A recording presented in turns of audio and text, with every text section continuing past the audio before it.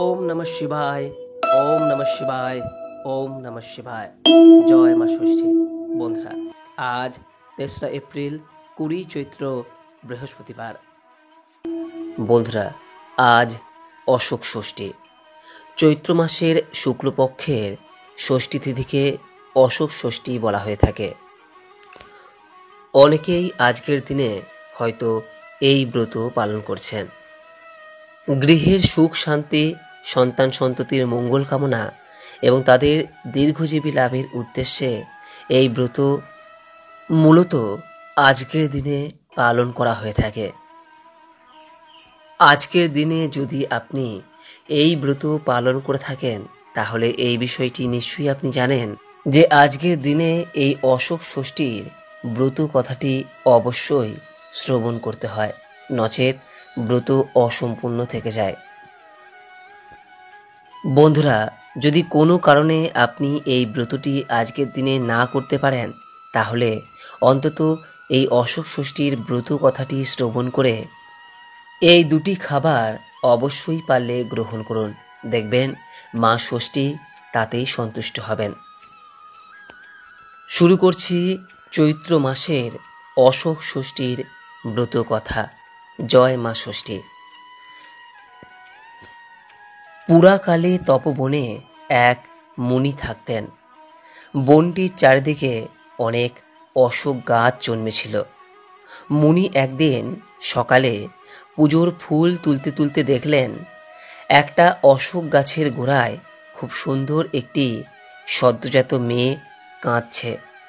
মুনি তখনই মেয়েটিকে তুলে নিয়ে তার আশ্রমে ফিরে গেলেন। পরে ধ্যান করে তিনি জানতে পারলেন যে শাপের ফলে হরিণরূপিণী এক স্ত্রীলোক এই মেয়েটিকে প্রসব করেছে। মুনি মেয়েটিকে খুব যত্নে লালন পালন করতে লাগলেন। হরিণীও রোজ একবার করে এসে মেয়েটিকে দুধ খাইয়ে যেতে লাগলো। অশোক গাছের গোড়ায় তাকে পাওয়া গিয়েছিল বলে মুনি মেয়েটির নাম রাখল অশোকা। এইভাবে মেয়েটি ক্রমে বেশ বড় হয়ে উঠল। এখন তার বিয়ে দেওয়া দরকার। মুনি তখন মনে মনে স্থির করলেন যে পরের দিন সকালে প্রথমে তিনি যার মুখ দেখবেন তারই সাথে অশোকার বিয়ে দেবেন। দৈবের লীলা কে বুঝবে।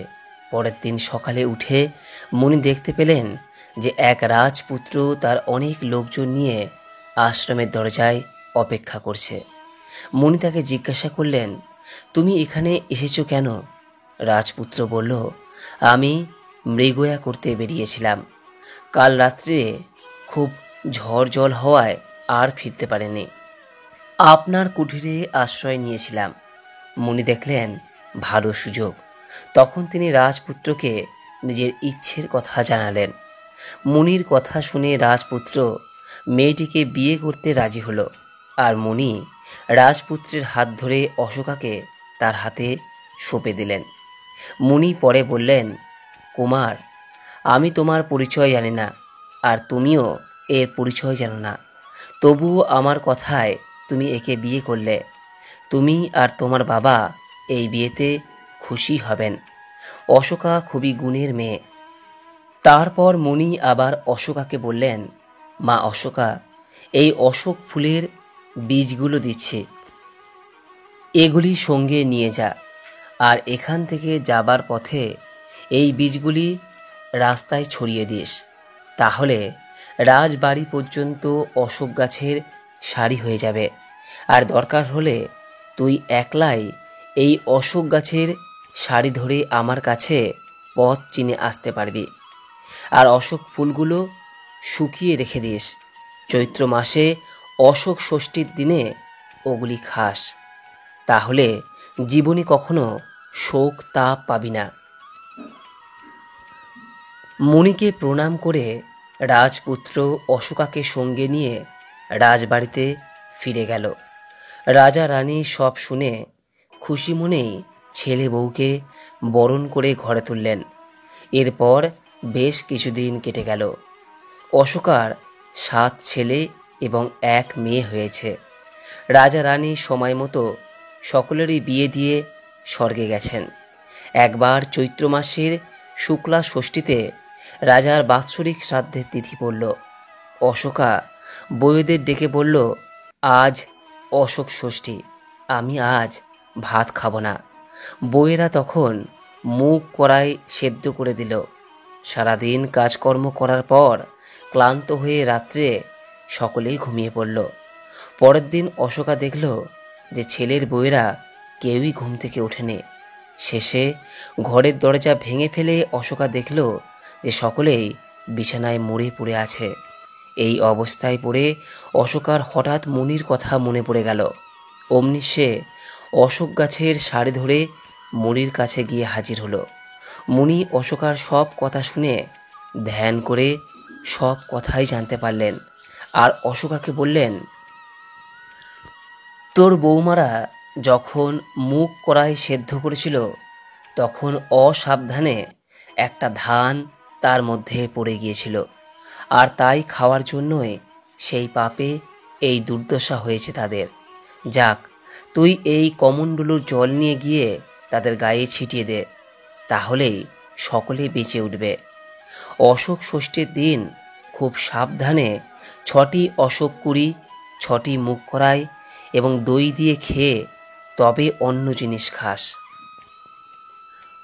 মুনির কাছ থেকে কমণ্ডলু জল নিয়ে এসে অশোকা সবার গায়ে ছিটিয়ে দিতে তারা সকলেই বেঁচে উঠল।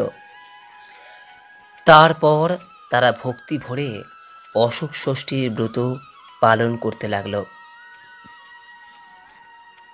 মায়ের মাহাত্ম্য ক্রমে ক্রমে দেশের সর্বত্র ছড়িয়ে পড়ল। প্রায় প্রত্যেক বাড়িতেই বাড়ির গৃহিণীরা পরিবার ও সন্তান সন্ততির মঙ্গল কামনার উদ্দেশ্যে আজকের দিনে ভক্তি সহকারে অশোক ষষ্ঠীর ব্রত পালন করতে শুরু করল। বন্ধুরা, চৈত্র মাসের শুক্লপক্ষের এই ষষ্ঠী তিথিতে অশোক ফুল, মুগ কড়াই এবং দই খাওয়ার বিধান রয়েছে। যারা এই ব্রত পালন করে থাকেন তাদের আজকের দিনে এই 3টি খাবার অবশ্যই গ্রহণ করা প্রয়োজন। মূলত বাড়ির স্ত্রী লোকেরা এই ষষ্ঠীর পূজা করে থাকে। প্রত্যেকেই এই দিন 6টি মুগ কড়াই, 6টি অশোক ফুলের কুড়ি দই মাখিয়ে খেয়ে থাকেন। এই দিন ব্রত পালন ও মায়ের পূজা সম্পন্ন হওয়ার পর এই ব্রত কথা অবশ্যই শ্রবণ করা প্রয়োজন। আশা করি দর্শক বন্ধুরা এই ব্রত কথাটি শ্রবণ করে আপনাদের ভালো লেগেছে। যদি এই ব্রত কথা সম্পর্কে কোনো প্রশ্ন বা মতামত থাকে নিচের কমেন্ট বক্সে অবশ্যই জানাবেন। ভিডিওটি যদি আপনার ভালো লেগে থাকে তাহলে অনুগ্রহ করে ভিডিওটি লাইক করবেন, পারলে শেয়ার করবেন এবং পরবর্তী সময়ে এই চ্যানেলের বিভিন্ন ভিডিও পেতে চ্যানেলটিকে সাবস্ক্রাইব করে রাখবেন ও পাশে থাকা নোটিফিকেশন বেল আইকনটি ক্লিক করে রাখবেন। সকলেই ভালো থাকুন, সুস্থ থাকুন এই কামনা করে আজকের মতো ভিডিওটি এখানেই শেষ করলাম। নমস্কার, ধন্যবাদ। ঈশ্বর আপনার মঙ্গল করুক।